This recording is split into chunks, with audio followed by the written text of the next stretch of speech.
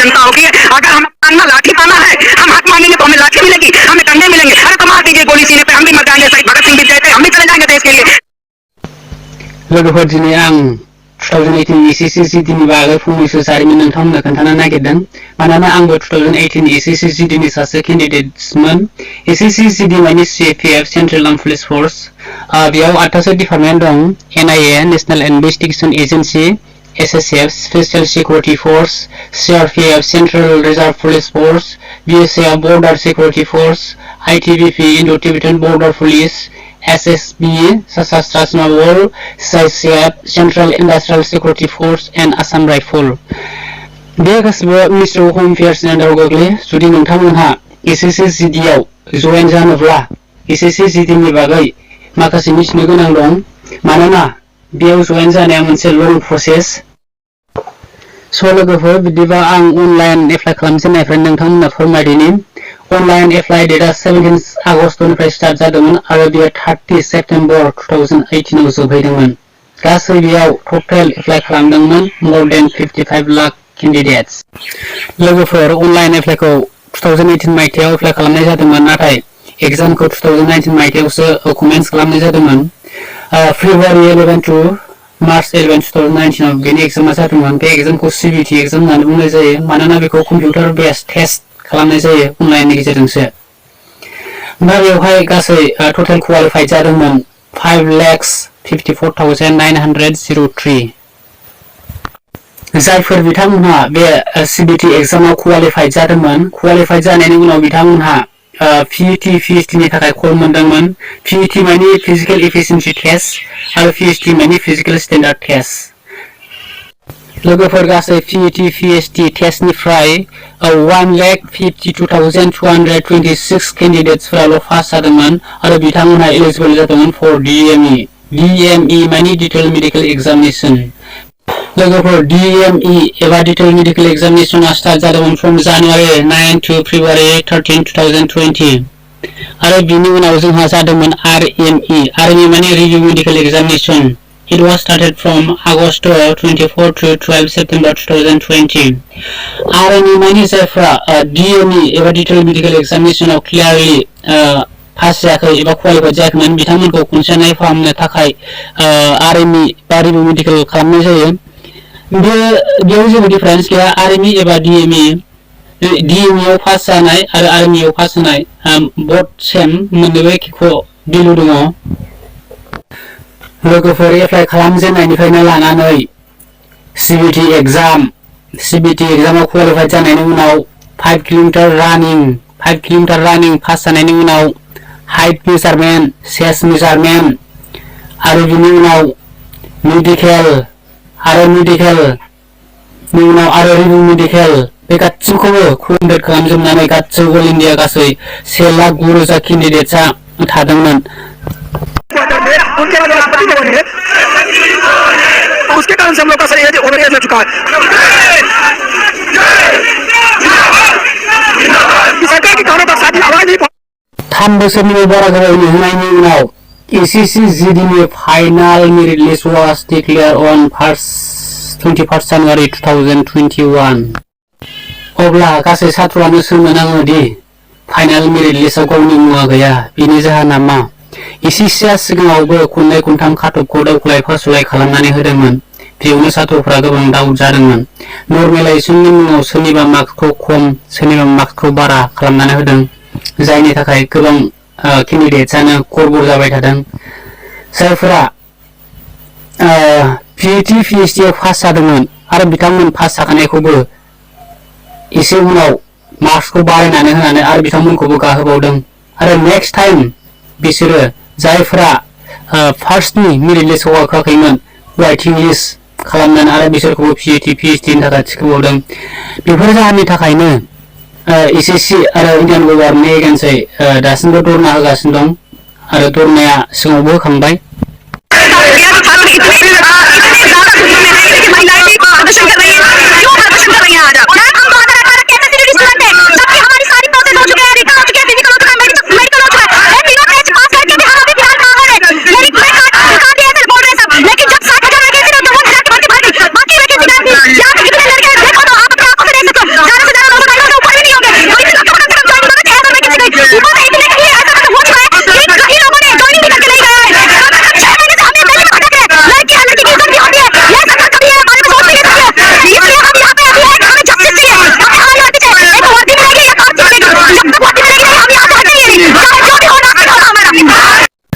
लोगोफोर सात्रफोरा गावनि result marks आरो खाथबनि सायाव गोजोननाय मोनाखै मानोना एसएससिआ फाइनाल मेरिट लिस्ट डिक्लेयार खालामनायनि सिगांनो सोरनिबा मार्क्सखौ 90 निफ्राय 80 सोरनिखौबा 70 निफ्राय 90 बेबायदि खालामनानै होदों सोरखौबा 50 निफ्राय 60 बेबायदि बारायनानै होदों आंनाबो सिगाङाव 58 मोन नाथाय खमायनानै आंना 48.03 ल' जादों जानो हागौ बेयो नर्मेलाइजेसननि थाखायनो जादों नाथाय सात्रफ्रा थेवबो गोजोननाय मोनाखै आरो एसएससि जिडि कमिसन स्टाफ सिलेक्शन कमिसननि सायाव फोथायनाया खम जालांदों दि मानोना सिगाङाव एसे बारायनायावनो अल इन्डिया 25,000 नि बारा स्टुडेन्टफोरा गादोंमोन नाथाय दा खायफा स्टेटआव 15 नाम्बार बारायदों आरो खायफा स्टेटआव 10 नाम्बार बारायनानै होदों जोंनि आसामावबो 6 निफ्राय 7 नाम्बारसिम बारायनानै होदों जाय गनायथाव नङा मानो होनोबा जों अल इन्डिया 1,09,000 ल'खासैमोन सिगाङाव एसे नाम्बार बारायनायावनो गासै अल इन्डिया 25,000 नि बारा सात्रफोरा गादोंमोन नाथाय दा बोरै एसेबां बारायखो बेनि सायाव सात्रफ्रा दाउट जादों आरो बेनि थाखायनो अल इन्डिया धरना होनायनि बे राहा लामाखौ लानाय जादों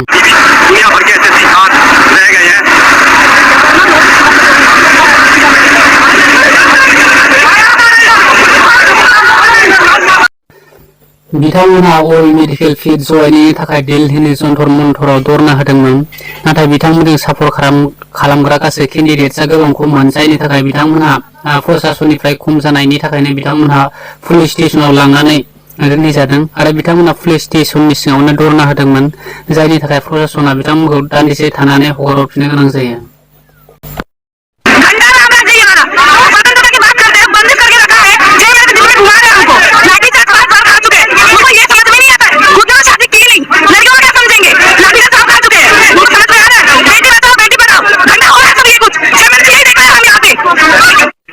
इस देश के लोकतंत्र में आखिर छात्रों के ऊपर जिस छात्र के हाथों में आज किताब और कलम होनी चाहिए आज उन छात्रों के ऊपर लाठी और डंडों से प्रसाद किया जा रहा है अरे पूरे दिन मंदिर मार के जेल पर बैठाया जा रहा है आप बताइए राइट टू प्रोटेस्ट करने का अधिकार है अगर मैं छात्र हूँ हम अपने हक की लड़ाई करते हैं अगर हमारी योग्यता है आप बताइए मेडिकल में फिट हो जाते हैं एसएससी के छात्र सारे उनको क्यों नहीं रोजगार दिया जाता है ज्वाइनिंग क्यों नहीं दी जाती है ये सरकार अब आने वाला अभी समय अभी देश में और बड़ा आंदोलन होगा एसएससी के छात्रों का आंदोलन बहुत जल्द होने वाला है तो भिडिअनि गेजेरजों आं नोंथांमोननो फोरमायहरो जे जाय बिथांमोनहा एसएससि जिडि 2018 नि केन्डिडेट्समोन आरो बिथांमोनहा एपइन्टमेन्ट लेटार मोनाखैमोन बिथांमोननि थाखाय 27 अक्ट'बर बे मासावनो मोनसे धरनानि हाबाफारि लानाय जादों बेखायनो जाय बिथांमोनहा थांनो गोसो बिथांमोनहा दिल्लीयाव थांनानै धरनायाव बाहागो लाहैनो हागोन जीडी 2018 नॉर्थ ईस्ट के हमारे साथियों की एक बहुत बड़ी शिकायत है कि इसमें उनके साथ में नाइंसाफी है।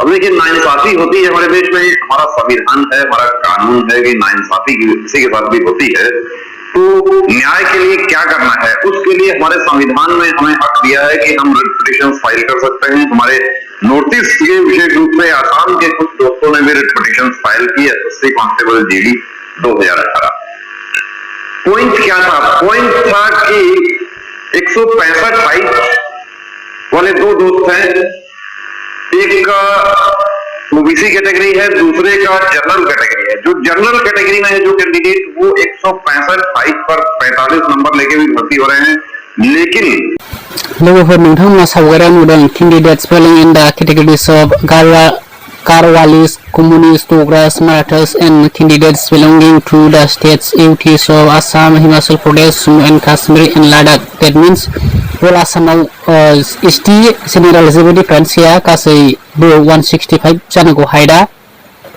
दा आं नोंथांमोननो मोनसे लोगोफोर बेयो आंनि 2018 एसएससि GD नि हाइट 167.5 जेराव अल आसामाव 165 आनो अल जेनेरेल ST OBC AC गासिबोनि थाखाय सोलियो बेयो आंनि सेस जेराव अल आसामाव 78 निफ्राय 83 आनो सोलियो आंना 78 निफ्राय 85 सिम दं बे एसएससि GD 2018 नि आसामनि खाथब बेयाव दं ST गिबियावनो ST निया 48 डिफारेन्टआ SSB आरो नैथियाव जागोथांसिन होनाय दं बेयो जाहैबाय UR जेनेरेल बिसिनिया खाथबा 44 डिफारेन्टआ जाहैबाय बेयो SSB लोगोफोर बेयो आंनि मार्क्स जोंनि ST आसामाव खाथबा 48 नाथाय आंनिया 48.3 ल' दङ नाथाय जोंनि आसामनि जेनेरेलनि खाथबा थांदों 44 सामथिं UPSC निफ्राय लानानै जेसेबांखि एग्जामानो जायाथों मानो जुदि नोंहा जेनेरेलाव फाइट खालामनो हानाय गोहो दंबा एलिजिबिलिटि क्राइटेरिया दंबा नोङो फ्राय जेनेरेलाव नों फाइट खालामनानै नोङो नोंनि सिटखौ लानो हागोन। नाथाय जोंनि SCC GD 2018 आव आसामाव फाइट खालामनो हासेयावबो जेनेरेलाव इनभल्भ खालामाखै ST OBC आरो SC निफ्राय, जेराव जेनेरेल केन्डिडेट्सआ 165 हाइट्स आरो 44 मार्क्स लानानै बिथांमोना जयनिं जाहैनो हादों। आं नोंथांमोननो खिन्थानो लोगोफोर बेयाव लिरनाय दं includes 1408 SC, 730 ST, 11,730 OBC and 2 ex-servicemen candidates selected at UR standards। बेयाव लिरनाय दं, नाथाय क्या है यहाँ पे सबसे बड़ा पॉइंट वही है कि आसाम के दो दोस्त हैं, हम देखिए उदाहरण से समझ सकते हैं कि दो दोस्त बहुत मेहनत अच्छी कर रहे थे, एक साथ तैयारी कर रहे थे। ए और बी दो दोस्त हैं आसाम के। ए जो है वो जनरल कैटेगरी से बिलोंग करते हैं और बी जो है वो ओबीसी के कैंडिडेट है। फिजिकल हुआ, सब कुछ हुआ, दोनों का एज जो है वो 23 से कम है दोनों का। फिजिकल होता है, उसके बाद और ये रिटर्न होता है, रिटर्न में दोनों पास हो जाते हैं। रिटर्न में बी को तो 50 नंबर मिल गया, लेकिन इनको तो 45 ही मिला है। कोई प्रॉब्लम नहीं है, दोनों बहुत अच्छा तैयारी कर रहे हैं। रिटर्न के बाद में फिजिकल हुआ, फिजिकल के बाद में मेडिकल भी हो जाता है। मेडिकल हुआ, दोनों भी फिट हो जाते हैं। वही मेडिकल भी हो गए, उसके बाद रिजल्ट का इंतजार हो रहे हैं। दोनों आश्वस्त हैं कि कट ऑफ से तो ये इस कदर आश्वस्त है कि मैं जनरल कैटेगरी में शामिल हो जाऊंगा, क्योंकि मेरा भी एज जो है वो 23 से कम है और पूरे आसाम के लिए हाइट 165 सेंटीमीटर है। तो हाइट का तो किसी ने सोचा भी नहीं कि हाइट का क्लोज भी इसमें लग सकता है। रिजल्ट आता है 21 जनवरी 2021 को। जब रिजल्ट डिक्लेयर होता है तो वहां पर ए जो है वो तो लिस्ट में नाम आ जाता है, उनका रोल नंबर लिस्ट में है, लेकिन बी का नहीं है। ओबीसी का कट ऑफ यहाँ पर 51 रह जाता है, जनरल का कट ऑफ यहाँ पर 44 ही रहता है। उस समय इनको समझ नहीं आया क्या हुआ। 7 दिन तक तो शॉक दे रहे थे कैंडिडेट्स, उनको नहीं समझ आया था कि क्या हुआ, लेकिन जब स्कोर कार्ड आपके आए थे उस समय पता चला। दोस्तों, मोदी जी का गवर्नमेंट ने वादा किया था कि देश में 2.5 करोड़ से भी ज्यादा लोगों को नौकरी देंगे, रोजगार देंगे, लेकिन SSC GD के स्टूडेंट्स ने 4 साल से भी ज्यादा इंतजार करके थक चुका है, क्योंकि वो लोग हर दिन हर रोज दिल्ली की सड़क पर घूमते रहता है, प्रोटेस्ट करते रहते हैं, अपने हक के लिए लड़ाई लड़ रहा है। फिर भी गवर्नमेंट ने सिर्फ 55,000 स्टूडेंट्स को देश की सेवा करने के लिए भी मौका नहीं दे पाया, जो फिजिकल, मेडिकल, रिटेन और सब कुछ क्लियर हो चुका है। जय हिंद, जय भारत। Thanks for watching.